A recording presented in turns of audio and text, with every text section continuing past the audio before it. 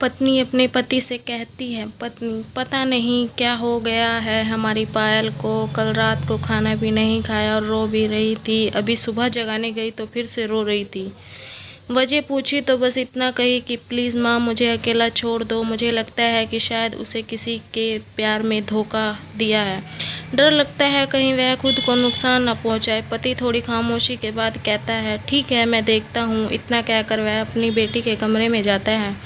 पिता, पायल कैसी हो बेटा? बेटी, प्लीज़ पापा मुझे कुछ दिनों के लिए अकेला छोड़ दीजिए। पिता, ठीक है बेटा, मगर एक शर्त है। बेटी बोलिए। पिता, मैं तुम्हें एक बकवास कहानी सुनाना चाहता हूँ, तुम सुन लो, फिर हम तुम्हें डिस्टर्ब नहीं करेंगे। ओके बेटी, ठीक है सुनाइए। पिताजी, आज से करीब 20 साल पहले एक राजा हुआ करते थे, बेहद अमीर।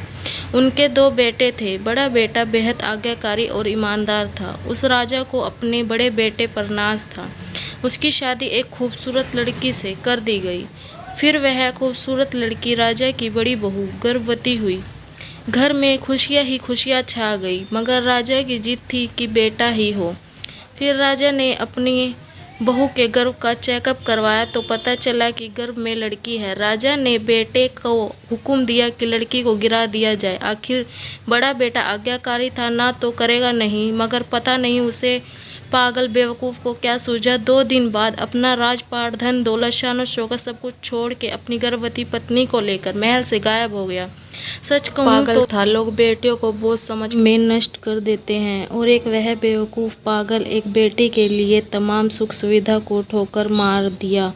वह बाप की बात मानता था तो आज उसकी जगह राजा होता। ना जाने वह बेटी के लिए पागल बाप ना जाने किस हालत में होगा। तभी पायल की माँ वहाँ कर कहती है कि वह बेटी के लिए पागल शख्स और कोई नहीं, यही तेरे पिताजी हैं जो तुझे अपनी सच्ची कहानी सुना रहे हैं। तो कहती थी ना कि मम्मी नाना नानी को तो देख लिया, काश पापा अनाथ ना होते तो दादा दादी का चेहरा भी देख लेती। तेरे पापा अनाथ नहीं हैं, तू बड़ी होकर जिद ना करे दादा दादी से मिलने की, इसलिए तुझसे सच छिपाया गया। फिर तेरे बाप ने तेरे पैदा होने के बाद एक कसम ली कि तेरे अलावा दूसरा संतान फिर कभी नहीं बनाएंगे। अखबार में इश्तिहार देकर तेरे दादा दादी ने बेटी को लेकर वापस आने को कहा। मैंने भी जोर दिया जाने को, मगर तुझे गोद में उठाकर तेरे पापा ने बस इतना ही कहा, जिस घर में मेरी प्रिंसेस की हत्या का फरमान निकल गया वहाँ एक राजा कैसे रुक सकता है। अब नज़ारा अलग था।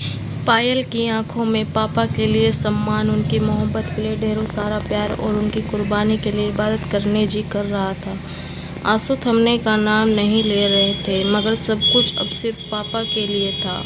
पापा ने बस आखिरी शब्द इतना ही कहा अपनी बेटी को, मैं नहीं जानता बेटा कि दुनिया तेरे बारे में क्या सोचती है, मगर तू मेरे लिए बेहद अनमोल है। भले मैं आज कहीं का राजा नहीं रहा, मगर तू कल भी, आज भी और सदा ही मेरी प्रिंसेस ही रहेगी। बेटी ने दौड़कर अपने पापा को गले लगाकर रोते हुए कहा, पापा आप असली राजा हो और मैं आपकी प्रिंसेस। सबकी पलकें गीली हो गई, मगर वह एक नई सुबह की शुरुआत थी जहां प्रिंसेस फिर से अपनी रियासत में लौट आई थी। बिटिया माता पिता की जान होती है और उनकी आन बान और शान होती है।